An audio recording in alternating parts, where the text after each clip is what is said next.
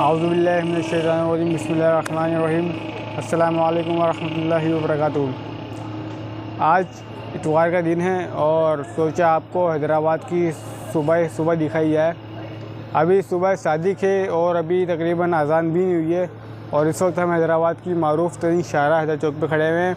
ये आप मेरे अक़ब में मनाज़िर देख रहे हैं कि यहाँ पर शहरियों की चंद तादाद मौजूद है क्योंकि छुट्टी का दिन भी है और अक्सरियत अभी तक सो रही है। तो ये मनाज़िर हैदराबाद के सुनसान हैदराबाद के, क्योंकि आपने हमेशा हैदराबाद को जंजालपुरा देखा है।